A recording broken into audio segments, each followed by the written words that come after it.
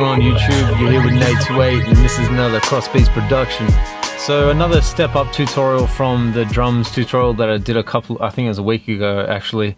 I want to show you guys something I'm just working on right now. I'm in the middle of making this beat and I just came across kind of an idea that I was doing, and I wanted to show you how to make a snare with a sample sound more realistic, as if it's like somebody actually hitting the snare in a drum kit.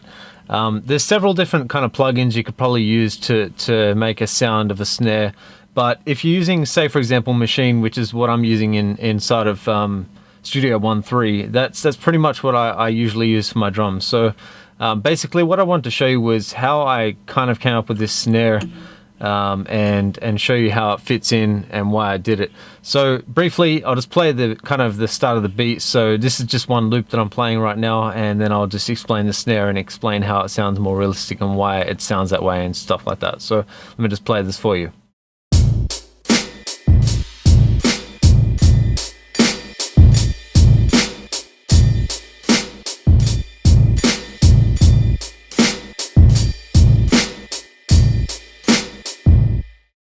Alright, so that's in context of the entire kit. Again, there's other parts of this kit which are in this particular studio drummer that I'm using as well. I'll show you those parts in another video, a part 2 of this video. I just wanted to make a quick video on this and how I did this within Machine. You can do this within Studio One as well. Say for example, if you've got a WAV file there, you grab your loop and start creating that way, and you'd obviously just create a MIDI section there and draw in your MIDI and do it that way. But for the sake of this tutorial, I'm just showing you Machine because that's the way I'm making my drums in this particular beat. So with the snare, how did I get the snare to sound the way I did? That's not the snare.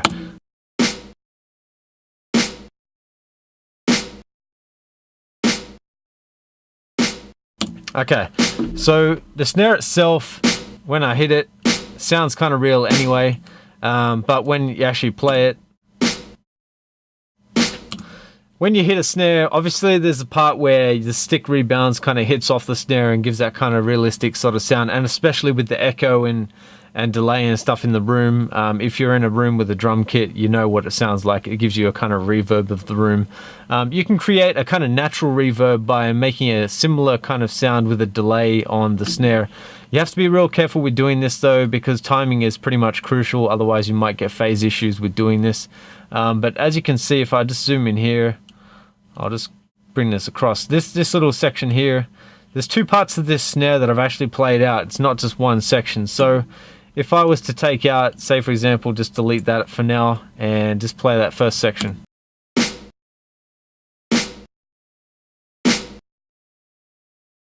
Wait. Let me just get to this part here.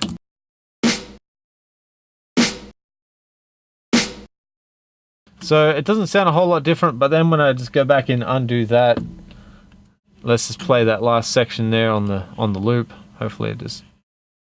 Oh, now I know why it's not lining up. Here we go. Okay, so there we go, and hit delete on that briefly.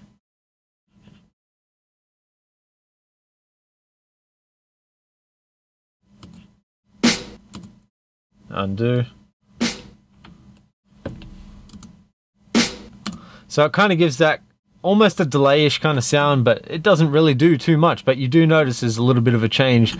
Those things like that kind of create a realism in the drums. So if you're looking for that small kind of realism within your drums, definitely try something out like that, because it's good to just be creative with your drums and make some sort of realism. The other thing I was just trying to work out was obviously the audio loop here with the organ I've got going on.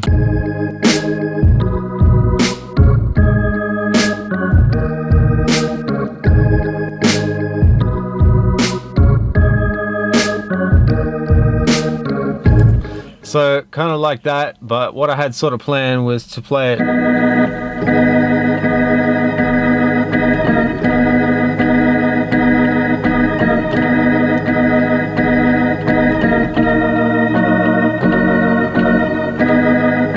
like that and kind of make a beat sort of sound like that. That's kind of the idea that I came up with, and the kind of, I guess, pattern that I was trying to mess around with. This isn't a complete beat by all means, it's just the start of the beat. As you can see, there's nothing else on here, but I mean, to play around with your drums, trying to getting the pattern just how you want it to sound, and then starting to create realism from that, and just playing around with any kind of thing that you've got in your beat. So adding it all together.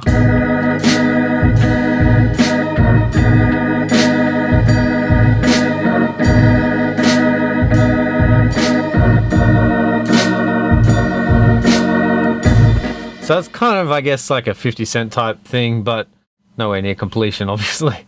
It's almost not even started, but I just wanted to show you guys this quick tip, and hope you guys enjoyed that. And if there's anything in the comments, let me know, of course, and hit me up with a thumbs up, and remember to subscribe to the channel, and look out for some good beats like this and others on the channel, and mixing tips, mastering tips, anything to do with production really, and Studio One 3 sort of tutorials and machine tutorials, maybe Logic if I get back into using that at some point, but at this point it's just Studio One 3.